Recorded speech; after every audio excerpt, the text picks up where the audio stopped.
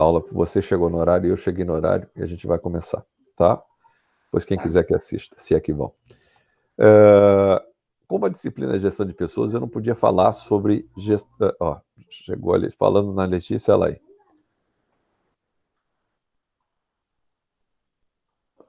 Ué, eu dei permitir, mas ela não entrou. Ah, entrou. Falei mal de você agora, você entrou, tá vendo? Tudo bem, Letícia? É, professor, tudo bem, professor? Tudo jóia, querida. Seja bem-vindo. Oi, Lê. Oi. Vamos lá. Então, como a disciplina de gestão de pessoas, eu não poderia dar um plano sobre gestão de pessoas para vocês, tá? Para que serve esse diabo? Para vou mudar minha frase. Para que deveria servir uma gestão de pessoas? Gestão de pessoas não deveria ser aquele setor que cuida de atestado, que cuida de falta, que cuida de contra-cheque. Isso é uma função chamada departamento de pessoal que qualquer escritório de contabilidade consegue cuidar numa empresa. Você, em vez de ter as pessoas dentro da tua empresa contratadas, você contrata o escritório de contabilidade que faz esse serviço por você. O setor de gestão de pessoas seria para fazer com que as pessoas aprendessem a trabalhar melhor, significa fazer treinamento e desenvolvimento, preparar as pessoas para uma promoção futura, contratar as melhores pessoas, as melhores pessoas para aquele perfil de empresa. Né? Eu posso ser um cara ótimo, mas não me adequar a uma determinada empresa. Então, contratar as pessoas ótimas para aquele perfil de empresa. Tanto é assim que o nosso assunto hoje vai ser isto, vai ser avaliação de desempenho e vai ser responsabilidade social e ambiental. Por que eu estou falando isso? Porque na hora de contratar, eu também tenho que tentar contratar pessoas que no seu dia a dia se preocupem com o meio ambiente e com o próximo, né?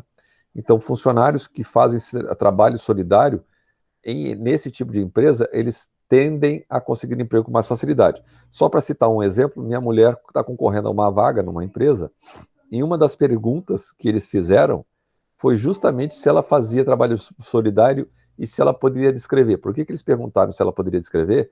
Porque se ela só dissesse que sim, que fazia e não soubesse descrever, é porque era mentira. Então, como ela de fato fazia, ela conseguiu descrever com detalhes, tá? Então, eu já disse isso para vocês algumas vezes, sugiro firmemente que mesmo os que têm pouca experiência ou que não têm experiência, e aqueles que têm muita experiência, que não deixem de fazer trabalho solidário. Trabalho solidário mostra para a empresa que você é uma pessoa que se preocupa com o próximo. Outra função da gestão de pessoas é a necessidade de criar um entrosamento entre a empresa e os funcionários. Para isso, uma das coisas que eu tenho que cuidar é que eles tenham uma perspectiva de crescimento na empresa. Se as pessoas sentem que naquela empresa eles vão trabalhar, trabalhar, trabalhar, trabalhar e não vão crescer nunca, eles vão começar a mandar currículo e vão embora. Então, se eu sou uma gestão de pessoas da maneira que eu deveria ser, eu sou uma empresa que vai estar preocupada em reter os meus talentos. Gente que eu treinei que vai embora é dinheiro que eu joguei no lixo, porque vai entrar uma outra pessoa e eu vou ter que treinar tudo de novo, até essa pessoa ter a confiança dos demais que já existiam na empresa, vão ser aí 7, 8 meses, e enquanto isso ela não produz tudo que poderia produzir. Então eu perco dinheiro porque contratei e a pessoa foi embora, perco dinheiro porque eu treinei e a pessoa foi embora, e perco dinheiro porque a pessoa não fica tão produtiva nos primeiros meses, ela só fica depois que todo mundo passa a confiar nela. Antes, não, por melhor que ela seja. Uh, uh, e aí, isso, quando a gente fala na necessidade de trabalhar no setor de gestão de pessoas da maneira correta, é justamente para diminuir essa palavrinha que está aqui, ó, rotatividade.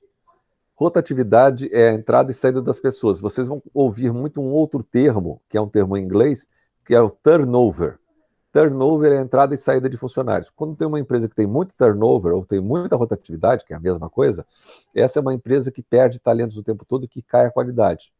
Se vocês olharem nos McDonald's, nos Burger King da vida, e nos Subways, é um troca-troca de gente toda hora. Raramente você é atendido pela mesma pessoa.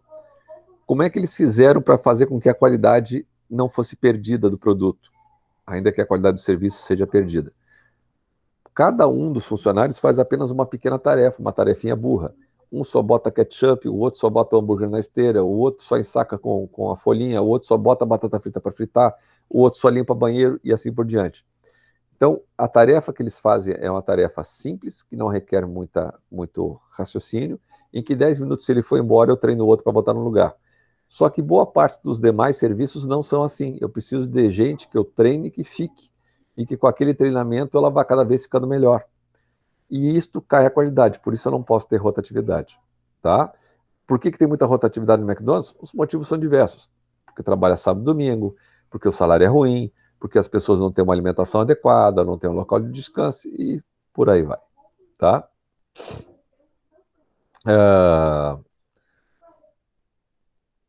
Uma outra coisa que eu venho debatendo, ou venho me batendo bastante tempo, e eu já tenho falado isso com alguns empresários, eu vou dar uma palestra no dia 30 que eu vou falar muito sobre isso à noite.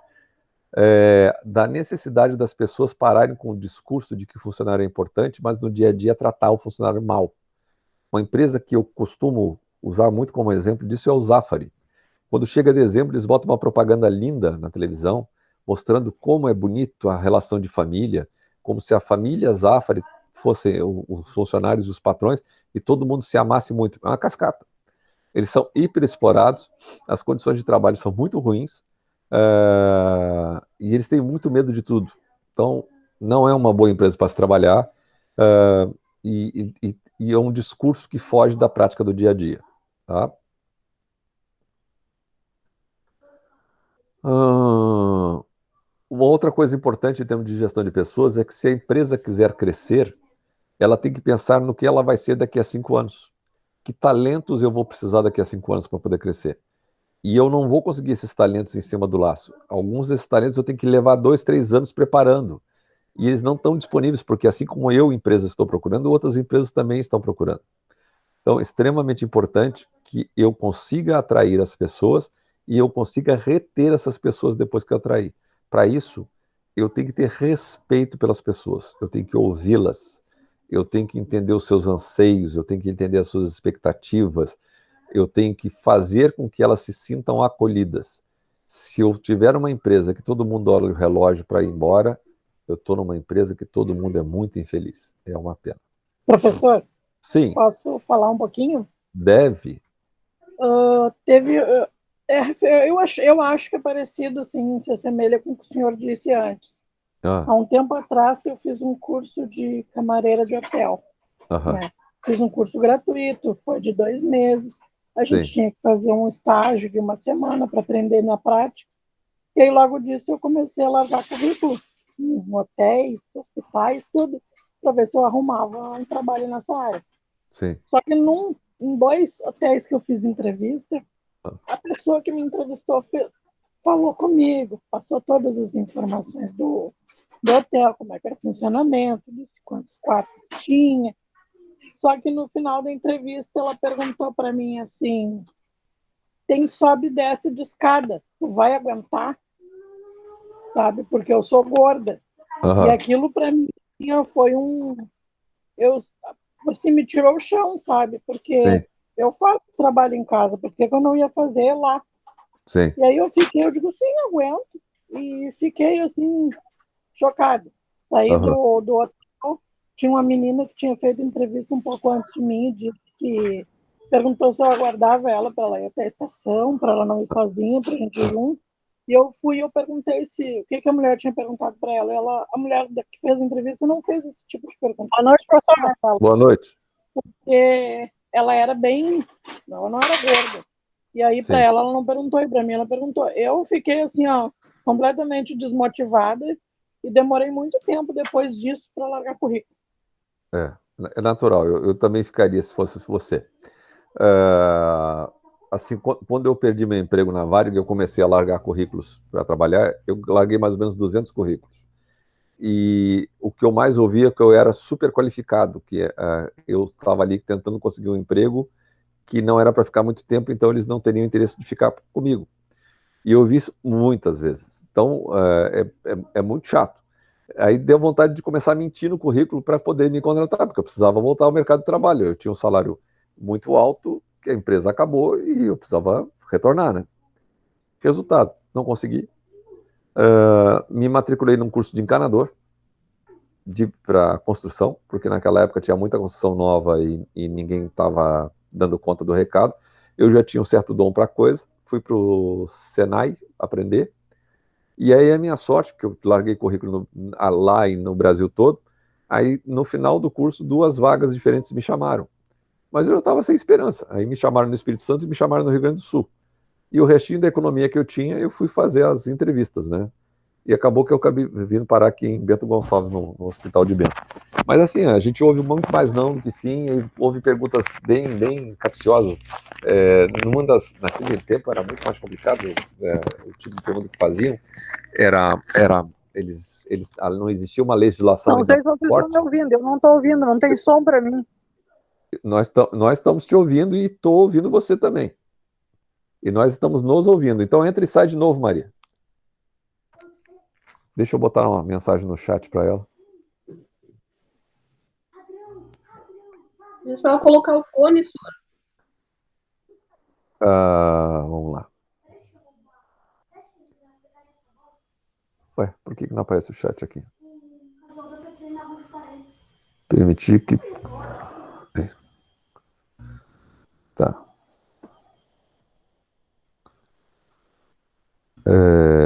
Maria. Meu fone. Entra. Ou sai e entra outra vez.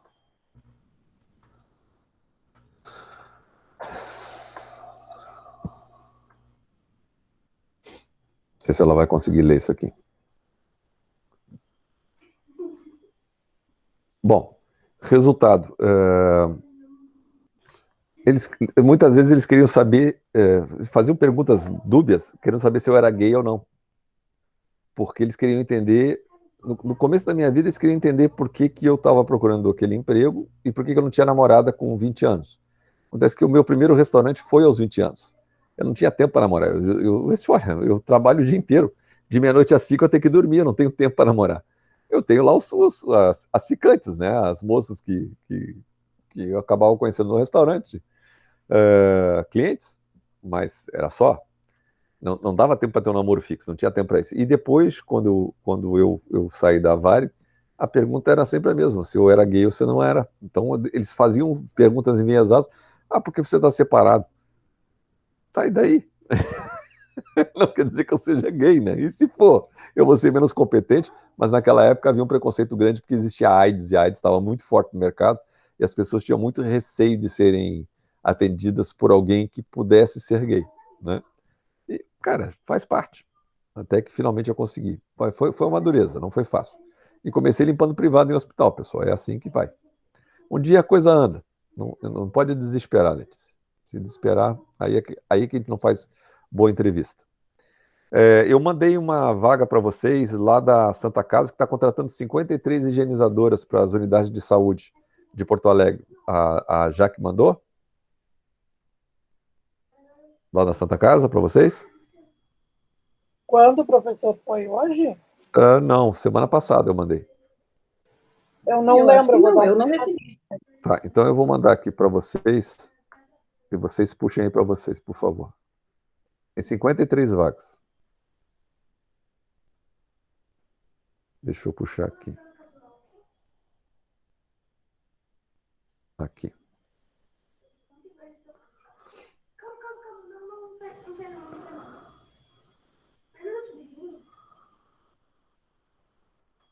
Botar no chat.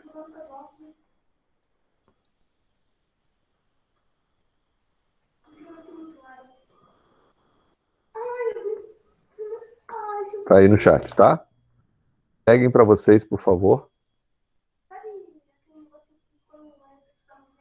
Para vocês mandarem. É que a Santa Casa assumiu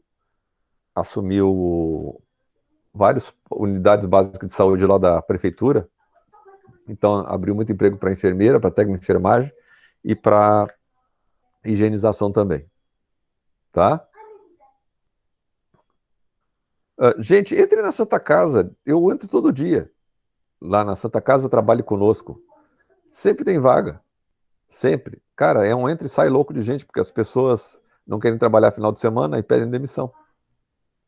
Isso sem falar que a Santa Casa está crescendo em mais um hospital. Daqui a uns meses vai ter mais outro hospital. outra coisa extremamente importante que a gente tem que colocar na cabeça da gente é que a tecnologia está mudando completamente a forma de trabalhar. Com a pandemia, isso teve uma aceleração brutal. Coisas que se imaginava para daqui a 5 anos estão acontecendo hoje já, tá? E aí algumas discussões também extremamente importantes que estão acontecendo nas relações de trabalho. Assédio moral e assédio sexual era algo que antigamente era comum, ninguém denunciava, e hoje está se denunciando bastante. O assédio moral é quando o chefe te chama de burro, é quando o chefe diz que você não serve para nada, e o assédio sexual é quando ele te impõe uma troca de favores, de te tocar, de te ver, de sair contigo, que você não tem interesse e, no entanto, o camarada põe aquilo como uma condição para te manter no emprego. Tendo prova, pessoal, o chefe perde o emprego e a empresa leva um baita de um processo. É bem bonito o processo. Outra coisa extremamente importante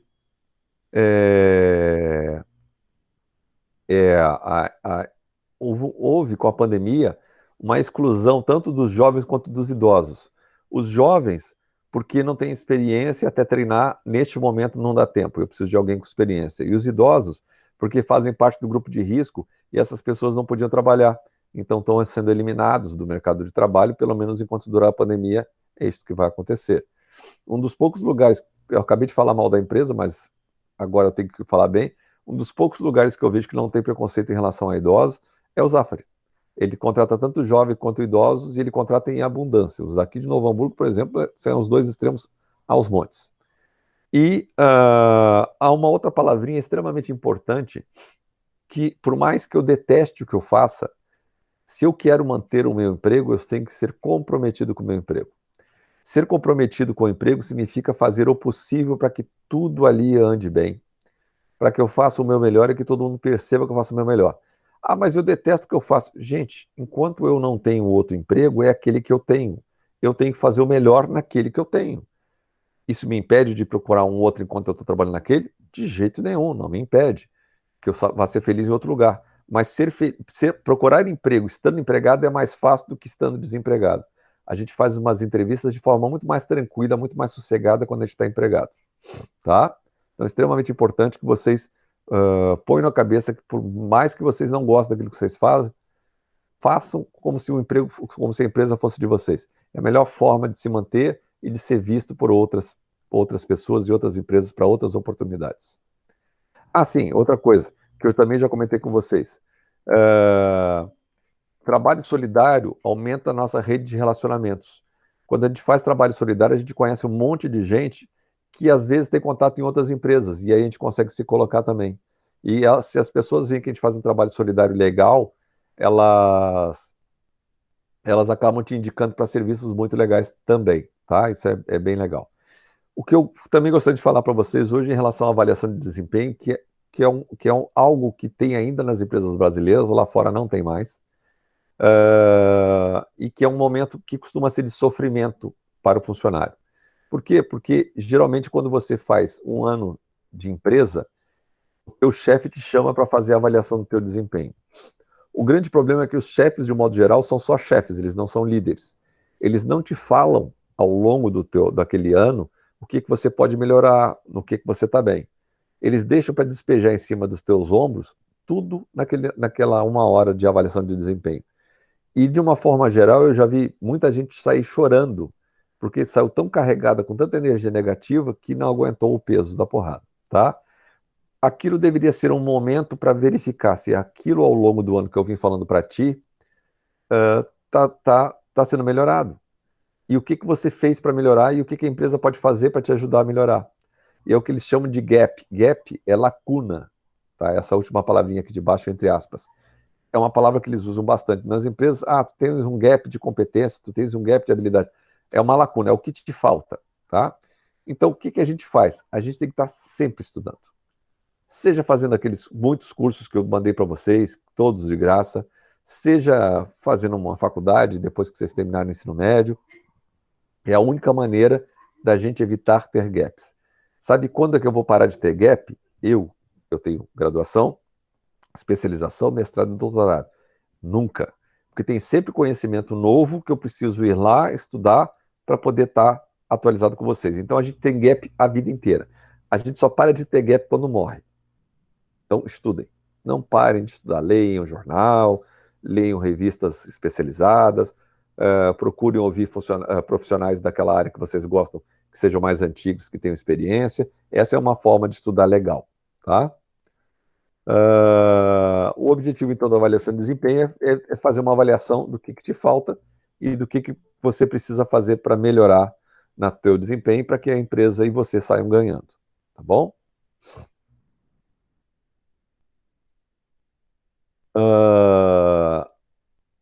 Como é que é lá fora? Lá fora, no dia a dia, você vai com assim, olha, cara, isso não está legal, ó, precisa melhorar aqui. Olha, faz isso. Você vai, tá faltando tal curso para você, vamos investir num curso para você. Isso é no dia a dia. Aqui eles reservam esse espaço de tempo a cada ano de empresa que você tem e te massacram. Essa não é mais a melhor forma, mas as nossas empresas elas levam 10 anos para se adequar a alguma coisa nova. Os nossos chefes são arcaicos, eles não estudam, não leem, não se preparam, e é por isso que ainda existe essa desgraça, tá? Aquilo que eu falei para vocês, então, a análise do gap e a análise do que falta para a gente se aprimorar. De repente eu estou lá numa empresa, vamos lá, vamos pegar uma aqui de São Leopoldo, a Steel. A Steel gosta que os seus funcionários falem espanhol. Pô, mas a Steel é uma empresa alemã, ela quer que os funcionários falem espanhol? É, porque eles fazem muito negócio com o Mercosul, Argentina, Uruguai, Chile, e eles precisam de funcionários que falem espanhol. Puxa, uma lacuna legal para estudar, para poder estar sempre por cima da carne seca lá na Steel, é estudar espanhol. Ah, mas é caro estudar espanhol? Se a pessoa tiver motivação, tiver comprometimento, tá cheio de curso grátis de boa qualidade na internet, que dá para você estudar 20 minutos todo dia e você sai lendo bem, e o praticar é que vai fazer você falar bem. Qualquer idioma, só falando, praticando, que a gente vai falar bem. Bom, o que é, então, o processo de avaliação de desempenho? É uma forma de eu acompanhar o trabalho das pessoas, mas não pode ser uma forma de tortura do avaliador em relação ao avaliado. De uma forma geral, é interessante que exista uma avaliação e uma autoavaliação, que antes de eu fazer a avaliação, o mesmo instrumento eu me autoavalio. Não, isso aqui realmente eu podia ter melhorado. Puxa, isso aqui eu estou legal. E eu vou dando notas para mim mesmo. O chefe, por sua vez, vai fazer a mesma coisa na mesma ficha, só que lá. Aí a gente junta a ficha dele e a minha ficha e vê onde está igual e onde está diferente. Onde está diferente, a gente tem que conversar e ver, olha, isso aqui eu estou bem. Não, isso aqui você não está bem. Por isso, por isso, por isso. Aí, na outra, eu me boto lá, nessa aqui eu não estou legal. Eu já acho o contrário, aqui você está bem. Então, a gente faz uma conta de chegada e, no final, preenche um formulário único e os dois assinam. Tá? E aí, isso vai para o RH, que vai providenciar os treinamentos necessários para a pessoa. Claro que no ano seguinte, vai ser cobrado se a pessoa fez ou não. De uma forma geral, a avaliação de desempenho serve para dar um retorno sobre como é que anda o teu desempenho no dia a dia e para descobrir quais são as tuas necessidades de treinamento. Dependendo do cargo que eu estou, ele também serve para possibilidade de promoção. Do tipo, pô, tem um cara que sempre está bem, um cara que sempre as avaliações de desempenho dele são boas. Olha, tem um cargo, vai ter assim na filial tal, vamos oferecer para essa pessoa para ver se ele tem interesse de assumir esse cargo lá, tá? E depois o resto em relação à dispensa, se a pessoa não está bem, se ela não melhora, se durante 2 anos seguidos a avaliação de desempenho dela foi ruim, aí você tem que desligar a pessoa, porque a pessoa realmente não serve para aquilo, tá? De um modo geral, esse sistema tem defeitos, porque os líderes, os gestores que fazem a avaliação, não costumam ser honestos na avaliação. Eles não dão o feedback de forma correta ao longo do ano, e quando chega lá na hora, eles também não falam tudo o que deveriam falar. E não falam de forma respeitosa, porque quem está do lado de lá é um ser humano, não é um meu escravo. Então eu tenho que falar com carinho para não magoar a pessoa. O ideal seria que eu tivesse falado ao longo do ano. Isso me tornaria um líder. Mas se eu sou um chefe, no mínimo eu tenho que ter respeito pela pessoa do lado de lá. Tá? E aqui algumas dicas para vocês. Essa do avaliador serve também para recrutamento e seleção, por isso que eu deixei. Efeito halo. Halo é aquela... Parece essa luz que está aqui em cima da minha cabeça. aquela coisa redonda que fica em cima da cabeça do anjo, aquilo é o halo, tá? Quando eu percebo algumas características de uma pessoa, eu já acho que todo o resto dela também é bom. Se a pessoa é sempre pontual, ela é uma ótima funcionária. Isso não é verdade. A pessoa pode bater o relógio ponto dela de 8 a 5 e não produzir nada de jeito. Isso também não quer dizer que aquela pessoa que trabalha de 8 às 20, faz hora extra por conta, seja ótimo funcionário. Pode ser que ela seja um incompetente e não consiga terminar de 8 a 5, o que eu faço muito bem. Então, eu tenho que tomar cuidado para não achar que uma determinada característica se sobrepõe em relação às demais. Eu tenho que ficar de olho. O cara não é mais ou menos, nem bom nem ruim. Pá, isso é um péssimo. Eu tenho que saber analisar as pessoas. Se você tem erros constantes, mas porque você está num momento ruim da vida, sei lá, tudo é possível, né? As mulheres, por exemplo, algumas sofrem muito na gestação. Não tem como não ficar mexida com aquilo. E aí, esse avaliador pode usar um instrumento como uma punição para a pessoa, fazendo com que ela, ao terminar a gestação, queira pedir demissão para não querer voltar mais para aquele emprego. Uma pena. Isso existe. Pré-julgamento. Tem gente que tem preconceito contra a pessoa. Tem preconceito contra o gênero dela. Eu já vi muito homem, jovens inclusive, não quererem ser liderados por mulheres. E com isso faz o possível para sabotar a pessoa, né? E leniência é quando o avaliador não quer se incomodar e ele bota panos quentes em tudo, inclusive nos ruins. Isso não é legal nem para a empresa, nem para os demais funcionários que se matam, porque eles ficam bravos. Eu digo, cara, eu faço tanto e a minha avaliação de desempenho é tão boa quanto a daquele cara lá que todo mundo vê que é ruim. Isso não é justo. Quer dizer que quando tiver promoção ele vai poder ser promovido como eu, e as pessoas começam a ficar chateadas, começam a ficar angustiadas e acham que a empresa não é séria, né? E aí o que elas fazem? Os bons funcionários vão embora. Tá? Não, aqui para vocês é tranquilo. Alguns cuidados. Deixa eu só ver, não. Isso aqui também para vocês é tranquilo. E tranquilo. Vamos lá para a motivação. O problema da avaliação de desempenho mal feita é que ela liquida com a motivação da gente. Motivação é algo que vem de dentro. Ninguém te dá motivação. No máximo que a gente consegue é criar condições para que as pessoas busquem motivação dentro de si. É falar do tipo, olha, cigarro faz mal à saúde, cigarro vai te matar, para de fumar. Enquanto a pessoa não se convencer que tem que parar de fumar, ela não vai parar de fumar. E assim é com todo o resto, né? Estudar. Eu não tenho como obrigar vocês a estudar. Eu tenho que dizer, olha, se vocês estudarem... Aliás, eu mandei um artigo para vocês mostrando o impacto do estudo no salário de vocês, né? E no meu. Se vocês não estudarem, vocês vão ganhar mal o resto da vida. Se vocês estudarem, vocês têm grande chance de conseguir ótimos empregos. Se vocês não estudarem, vocês vão ficar sempre com aquilo que sobrar. E eu acho que não é isso que vocês querem para vocês.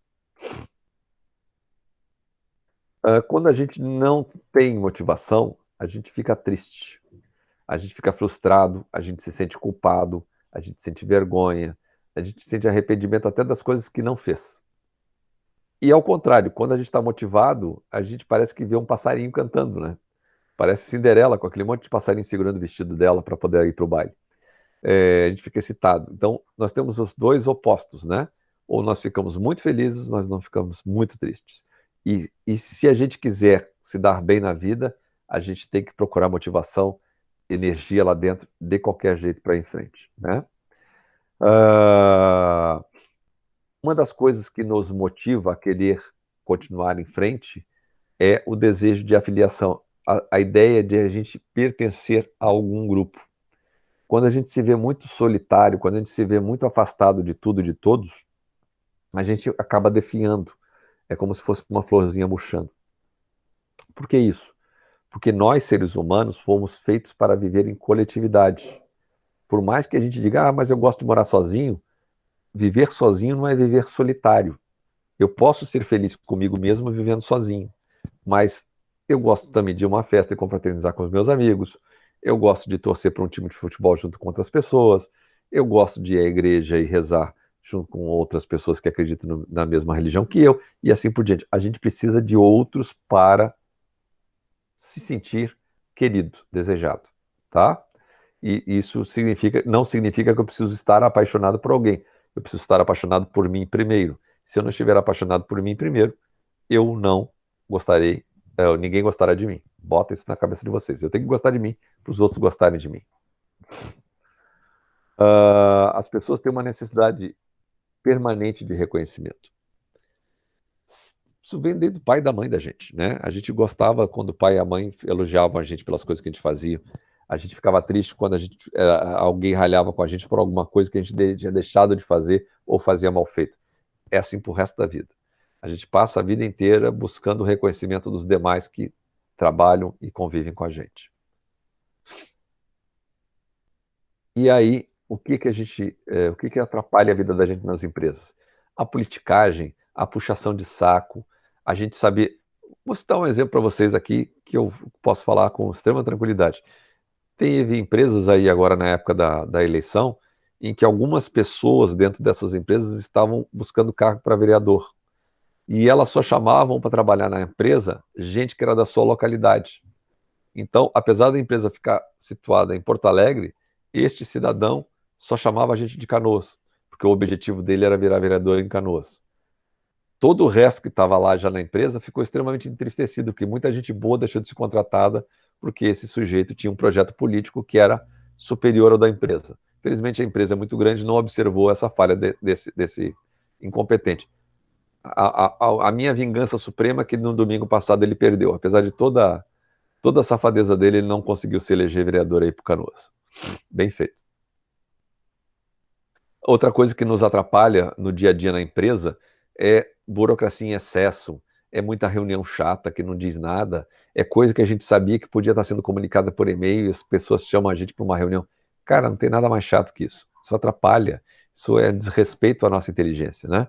Isso acaba também tirando a nossa motivação. E somos extremamente tristes, ficamos extremamente tristes, extremamente desmotivados quando as pessoas prometem coisas que não nos entregam. Eu não sei se vocês conhecem uma palavra chamada mitômano. Alguém já ouviu falar nessa palavra, mitômano? Mitômano é uma pessoa que mente tanto, mas mente tanto, que acredita nas próprias mentiras. E ela jura que aquilo é uma verdade. Então, eu já tive um chefe mitômano. Ele mentia sem pestanejar. E aí um dia ele me disse assim, Sérgio, se você conseguir aumentar as curvas de satisfação de tais e tais setores, você pode vir aqui que eu vou te dar um aumento. 6 meses depois eu tinha conseguido aumentar aquilo tudo. Cheguei lá, ó chefe, trouxe. E aí? Quanto que eu vou ganhar de aumento? Nunca falei isso pra ti. Que bom que tu aumentou, mas nunca falei isso pra ti. Aquilo acabou comigo. Naquele momento eu decidi que eu não ia trabalhar mais naquela empresa e eu ia procurar emprego em outro lugar e foi o que eu fiz. E procurei, e achei, e depois quando eu cheguei lá com a outra oferta, ele quis aumentar o meu salário, eu agradeço, mas se o senhor não me deu o valor na hora que tinha que ter me dado, não vai ser agora que vai fazer diferença. Aí eu fui embora. As lideranças estão tremendamente responsáveis pelo grau de motivação dos seus funcionários. Se eles são pessoas mesquinhas, más, incompetentes, eles deixam todo mundo no seu entorno triste. De um modo geral, pessoal, uma equipe é a cara do seu líder. Se o seu líder é uma pessoa má, a equipe vai ser medíocre. Se o seu equipe é uma pessoa boa que pega junto, a equipe vai ser boa. Vocês vão sacar isso quando forem buscar atendimento em qualquer lugar, de hospital a lanchonete. Quando você tem gente te atendendo bem, pode olhar para o gestor é gente boa. É uma pessoa diferenciada que faz que todo mundo trabalhe alegre. Quando você tem atendimento ruim, pode olhar para o gestor, que o gestor deve ser um sacana que vive tenso e vive futucando todo mundo com um alfinete para as pessoas trabalharem mais. Tá? As empresas, de um modo geral, e na verdade todos nós, temos algumas coisas que são fáceis de enxergar, que se chama o iceberg, né? O iceberg, a pontinha dele que fica fora da água, é a parte que a gente consegue ver. Existe uma série de outras coisas que ficam obscuras. É assim na família da gente. É por isso que às vezes a gente vai namorar alguém e vai finalmente ser apresentado para a família e a gente só vê um pequeno pedacinho. À medida que a gente vai convivendo, a gente diz, isso não é legal, não gostei disso. É porque tudo aquilo estava obscuro e eu precisei conviver durante muito tempo para poder entender que aqueles valores que tinham lá não eram os meus valores, e aí o namoro se acabou, tá? Isso é bastante comum. Você deve ter ocorrido isso com vocês já. Pessoas que são motivadas são extremamente persistentes. Pessoas que são motivadas, elas buscam atender de forma proativa, ou seja, elas não esperam ser mandadas, elas vão, elas são flexíveis, elas estão ali para resolver problemas. E tem uma baita autoconfiança, porque elas gostam de si mesmas e elas sabem que elas são respeitadas pelos seus líderes. É muito legal trabalhar desse jeito. Eu já trabalhei desse jeito e já trabalhei do jeito oposto, com carrasco, com gente má. Tá?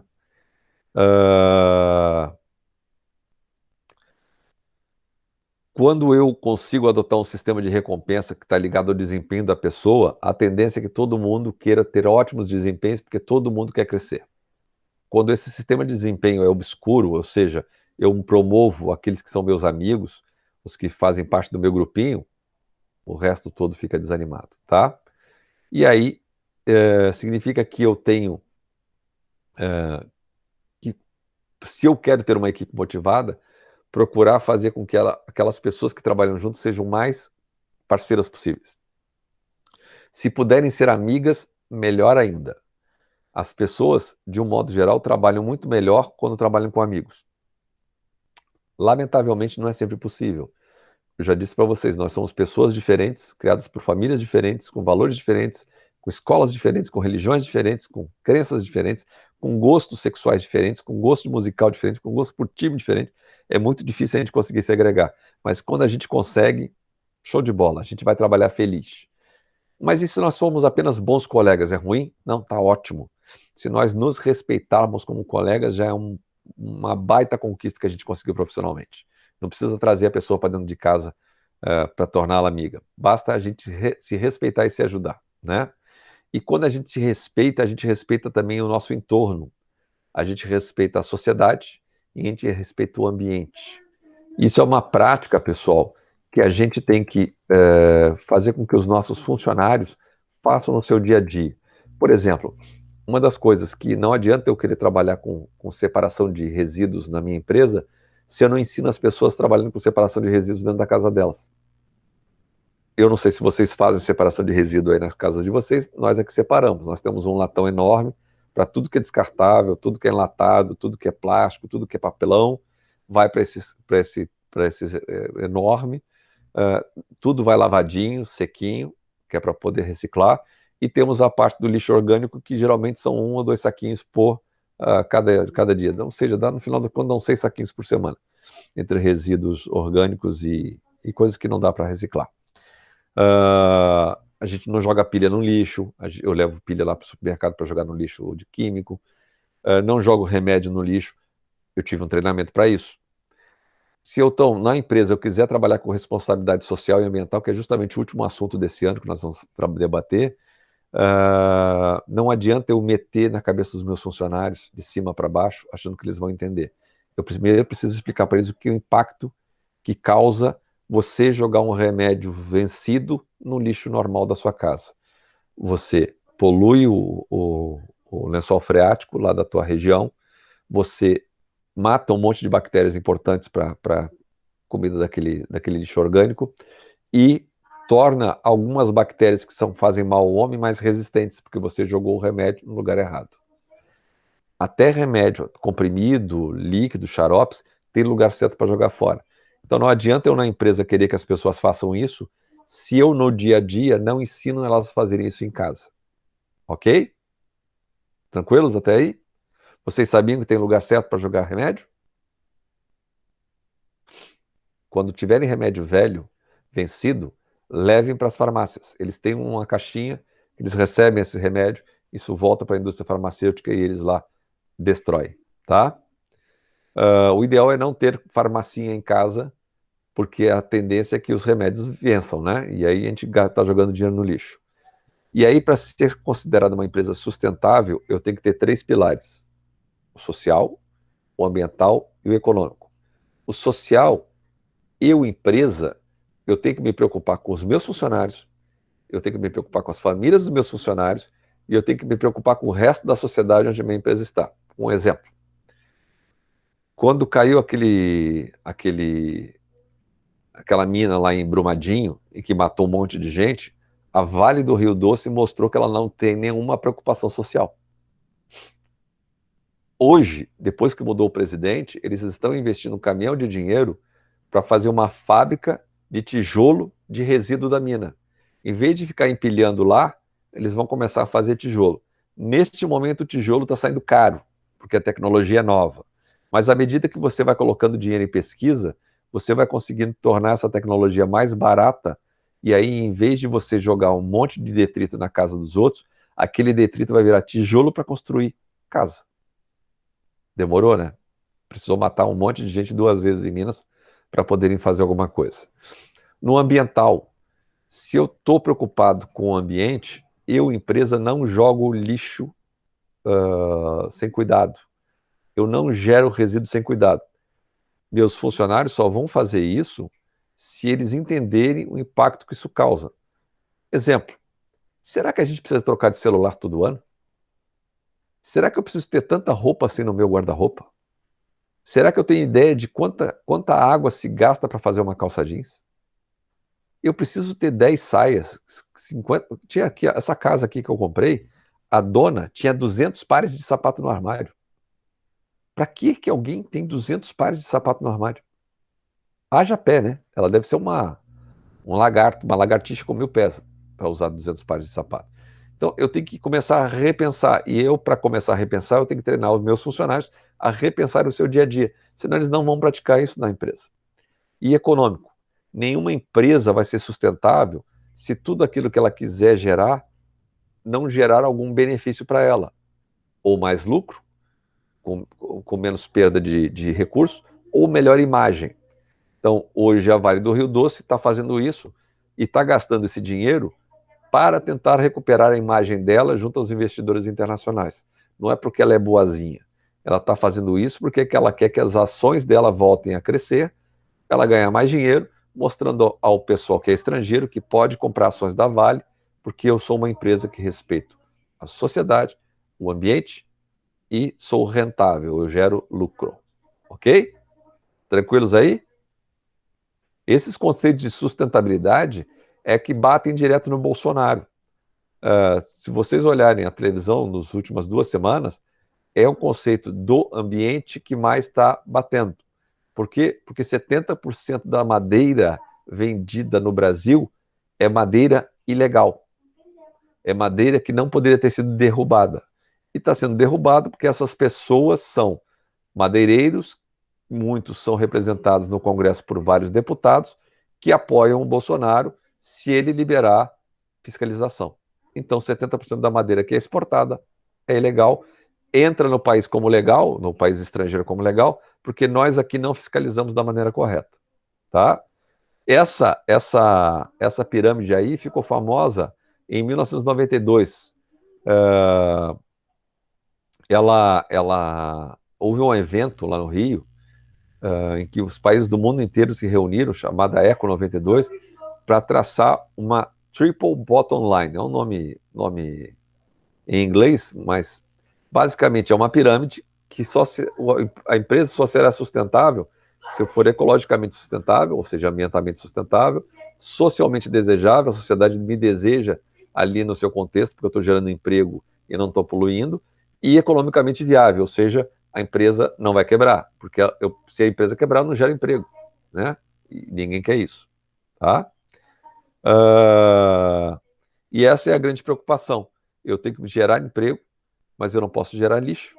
Eu tenho que fazer com que as pessoas preservem no seu dia a dia, preservem dentro da empresa e que eu seja eficiente, porque quanto mais resíduo eu gerar, mais dinheiro eu estou jogando fora. Vamos lá. Algumas pressões externas para que nós sejamos sustentáveis. A primeira é uma legislação da Bolsa de Valores. É a lei Sarbanes-Oxley. É o último nomezinho ali onde está escrito SEC, CVM, Bovespa. Sarbanes-Oxley são 2 congressistas americanos que criaram essa legislação e eles disseram o seguinte: as empresas que não têm preocupação com sustentabilidade, elas não merecem ter suas ações divulgadas na Bolsa de Nova York. E quem não consegue ter suas ações na Bolsa de Nova York não consegue ganhar dinheiro. Então, as empresas têm uma grande preocupação de mostrar que elas têm uma preocupação ambiental. A legislação ambiental nos últimos 2 anos, aqui no Brasil, sofreu uma perda enorme. Várias normas foram derrubadas pelo atual governo. E a gente espera que esse camarada saia daqui a 2 anos e se respeite de novo a natureza.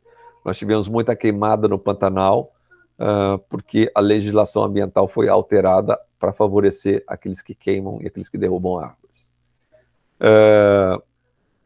Consumo consciente. Ora, vou contar para vocês aqui uma coisa. Eu tenho uma televisão velha no meu quarto que está me dando trabalho. Eu, enquanto puder consertar essa televisão e ela valer a pena consertar, eu vou continuar tentando consertar. Ah, Sérgio, mas você não tem dinheiro para comprar outra? Tenho.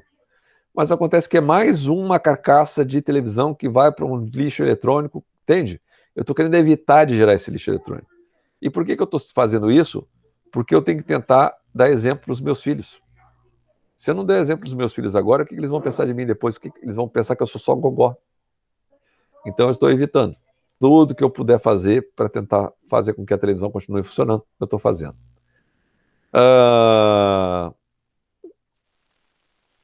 E, finalmente, em relação a quando eu quero me colocar no mercado, vender os meus produtos, vender os meus serviços, se eu for vender para o estrangeiro, vamos pegar nós aqui no Brasil. A gente vende gado, a gente vende carne de porco e a gente vende galinha lá para fora. Tu não tem fone de ouvido aqui? Não tem fone de ouvido aqui? Se eu vendo essas coisas lá para fora, quem compra de mim vai ter uma grande preocupação se eu não uso mão de obra escrava, se eu não torturo os bichos, se eu faço no frigorífico, se eu mato os animais da maneira correta, se eu tenho preocupação com a saúde dos funcionários. Eles olham tudo. Para vocês terem uma ideia, para poder exportar, o nosso gado tem uma plaquetinha na orelha, que se vocês viram, uma plaquetinha pendurada, aquilo é um chip de rastreamento. Lá fora, se eu quiser saber de onde veio aquela carne, é só olhar aquele chip que eu sei em qual pasto ele estava, em que cidade ele estava e quando é que ele foi. Eu sei tudo da vida dele.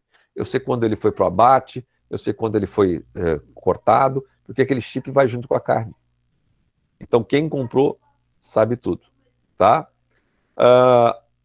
Algum de vocês aí tem Nike? A Nike é uma empresa que não produz nada. Ela desenha, projeta tênis, ela projeta bola, ela projeta artigo esportivo, roupa, e ela faz com que países da Ásia produzam. Ela tem, de vez em quando, denúncia de que pessoas que estavam produzindo eram tratadas como escravos. Crianças costurando bolas com 5, 6 anos de idade, em vez de estarem brincando na escola. Mulheres tendo que costurar bolas, presidiários costurando bolas para poder continuar vivos, porque aí o dinheiro ia para o dono do presídio. De vez em quando pinta um escândalo desse. Nós tivemos escândalo há pouco tempo com as lojas Marisa também, que estava importando roupa costurada na China por pessoas que estavam sendo exploradas, quase tratadas como escravos. E não raro ali em São Paulo, num bairro chamado Bom Retiro, o Ministério do Trabalho entra em firmas em que os bolivianos ficam trabalhando 15 horas por dia costurando as peças de roupa para essas lojas de grife, AM Officer e tudo mais, ganhando um salário terrível, em que tudo que eles ganham, eles gastam para poder viver. Então a comida descontada deles, o aluguel descontado deles, eles praticamente não sobram nada. E a viagem que eles fizeram da Bolívia para cá também é descontada deles. Então eles são considerados mão de obra de trabalho escravo. Se uma empresa dessa é denunciada, as ações dela na Bolsa de Valores caem bastante. Vocês já se preocuparam com que tipo de sacola vocês levam para o supermercado? Que tipo de plástico que embala o pão de vocês? Será que eu precisaria ter brócolis embalado em isopor e plástico? Será que eu precisaria ter couve-flor embalado em isopor e plástico? A gente tem que começar a fazer essas críticas. Por exemplo, eu compro minhas brócolis e minhas couve-flores na feira. Tem os feirantes que vêm aqui em Novo Hamburgo, em vários lugares diferentes, eu compro neles. Por quê? Porque vem sem embalagem. E se eu for no Zafari, todos eles estão embalados com isopor e com plástico. Mas por que eu faço isso? Porque eu não quero gerar mais um isopor e um plástico. Eu sou mais um que vai tentar combater. Ok? Mas isso é uma forma minha de agir, porque minha mãe era assim e eu resolvi ser assim também. Respeito com a natureza. Aqui, ó. A gente, quando vai comprar um ovo de Páscoa, a gente compra muito mais do que o chocolate que está ali dentro. A gente tem um montão de embalagem. Vocês já repararam de quanto sobra de embalagem de um ovinho? É o grampinho que segura o plástico da embalagem, é a embalagem propriamente dita, é o copinho de plástico que fica embaixo do ovo de chocolate, que segura o ovo, que evita que ele quebre, e mais os bombons que estão lá dentro, que tem mais plástico. A gente tem que repensar se a gente tem que dar chocolate de Páscoa desse jeito aí para as crianças. Será que não era melhor comprar na nossa vizinha, que produz ovo de Páscoa, que não tem essa frescurada toda? A criança dá bola realmente para esse plástico ou ela dá bola para o chocolate? A gente tem que começar a repensar essas coisas todas, tá?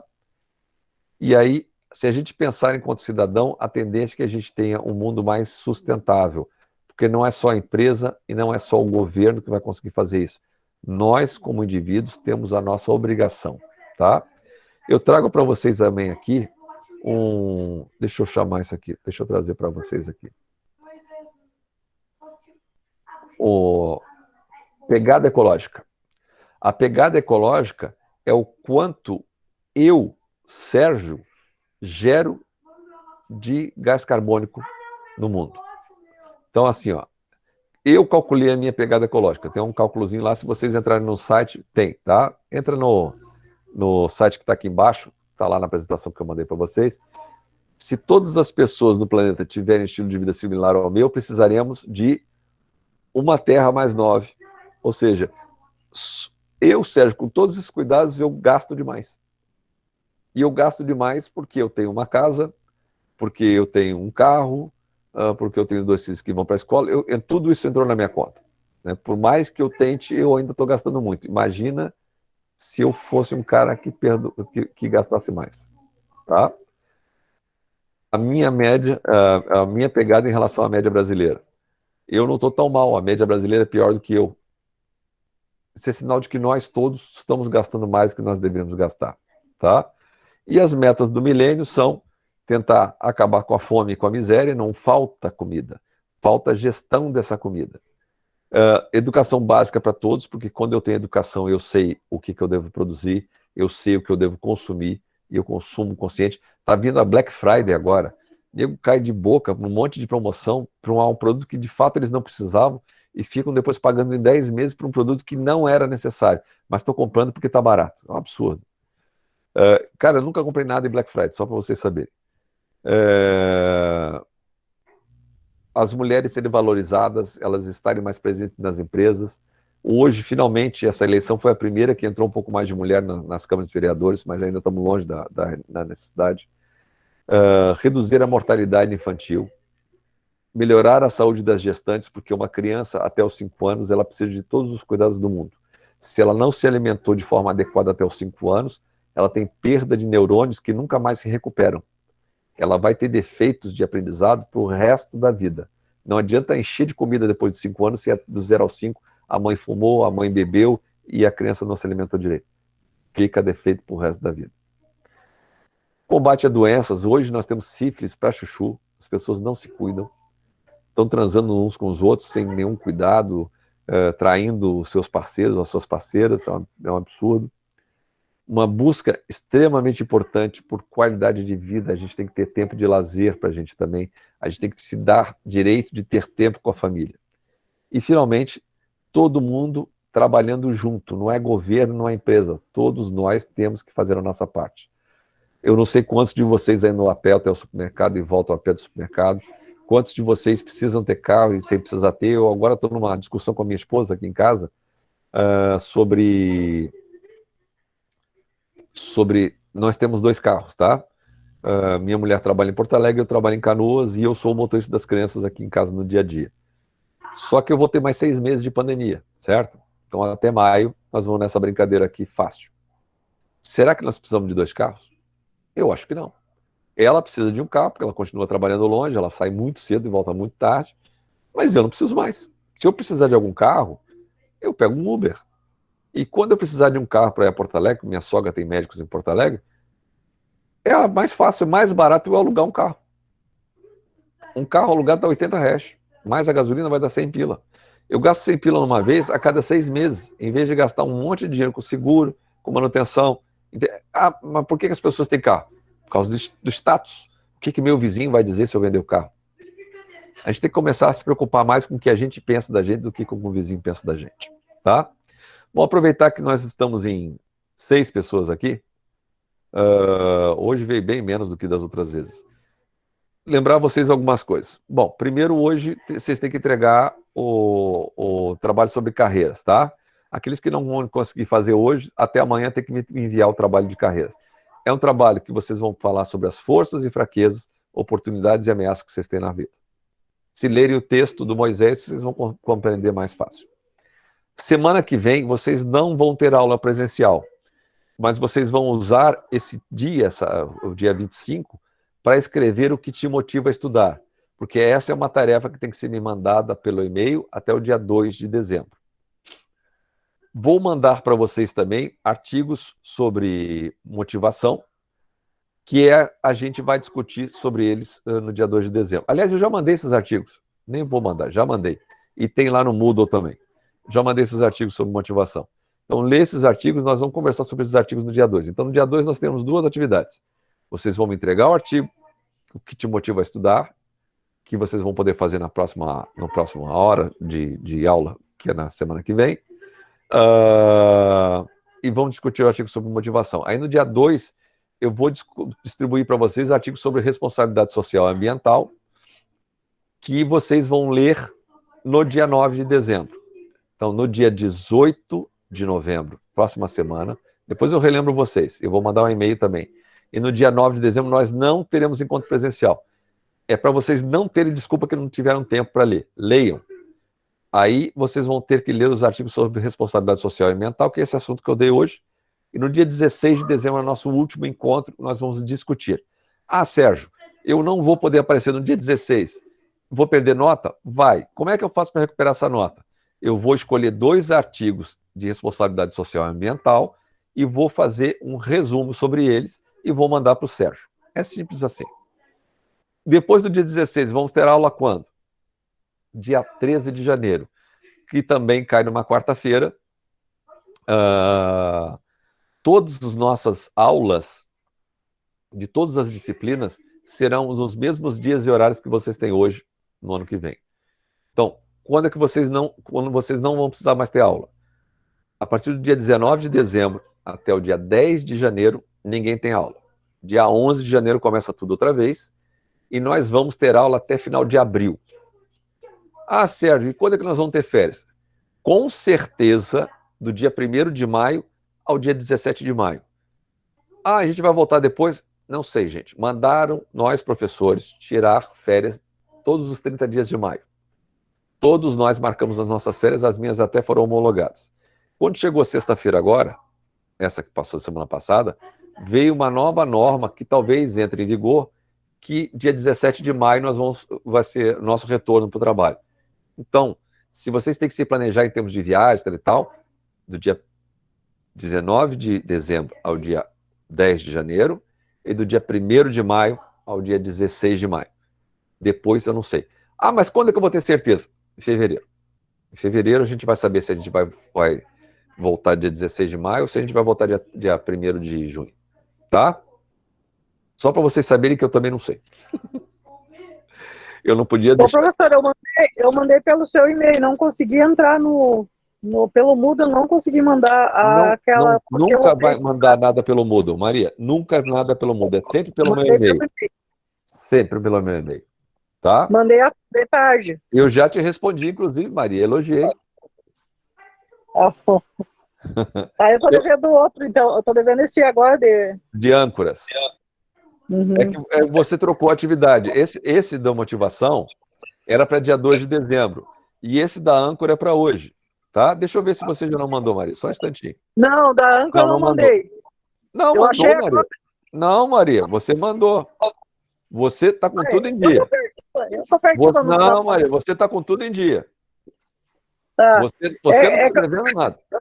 Eu tô perdido no trabalho aqui. Tô aqui escutando a aula e fazendo de outro professor. Aí eu misturo tudo. Entendi. Não, você está tudo em dia, tá? Tá bom. Tudo em dia. Você não me deve nada. Tá bom? Tá bom. Eu estou olhando a folha de notas aqui, então eu tenho certeza do que eu estou te falando. Eu só marco quando eu recebo. Tá? Tá certo. Tá.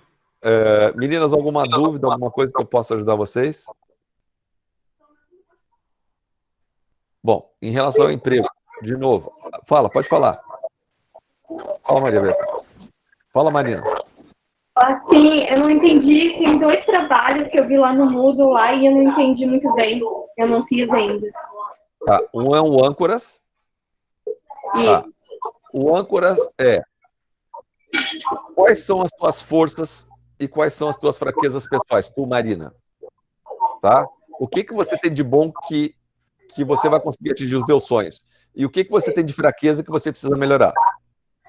Tá. Que oportunidades tem para você no mercado de trabalho e que ameaças tem no mercado de trabalho? Para todos vocês, eu já posso falar, a ameaça é uma igual para todo mundo aqui. Se vocês não forem terminar o ensino médio, é uma baita ameaça. Tá bom. O mercado de trabalho não está contratando mais quase ninguém que não tem ensino médio. Já está difícil para quem tem ensino médio, imagina para quem não tem. Tá? Para os que chegaram mais tarde, eu botei ali no chat, mas tem lá na Santa Casa. Santa Casa Trabalhe Conosco. Mas está no chat ali, se vocês olharem, está lá o link. Tem 53 vagas para higienização em unidades básicas de saúde de Porto Alegre. Em vários lugares de Porto Alegre. Por que é bacana trabalhar na Santa Casa? Porque vocês podem crescer ali dentro e ir para outros cargos, se vocês fizerem um trabalho legal. Tá? E os trabalhos são de segunda a sexta. Não tem sábado e domingo. Não pensem nisso. Tá? Isso é muito raro em hospital. Hospital é uma área que, se a gente se esforça, a gente não ganha muito. Mas a gente cresce muito e aprende muito. E serve para qualquer emprego que a gente for trabalhar no futuro. É uma área que eu recomendo muito. Tá? Então, lembrando, eu vou mandar e-mail semana que vem. Para lembrar vocês, não teremos aula. Certo? Ok. Vocês usem esse tempo para escrever o que te motiva. Para as que já me mandaram, férias, que bom, legal. Foi um tanto de folga naquele dia. Mas tem muita gente que falta me mandar. O que me motiva a estudar? O objetivo é que vocês pensem muito lá, conversem com vocês e com o anjo da guarda de vocês, o que faz com que vocês dediquem tempo de vocês para as muitas disciplinas que vocês têm. Certo. Tá bom? Ok. Pessoal, um grande beijo em todas. Juízo. Vão pela sombra. Se precisarem de mim ao longo do tempo, vão me mandando e-mail que eu estou à disposição sempre. Boa noite, professor. Boa noite, queridos. Minha cirurgia para o senhor.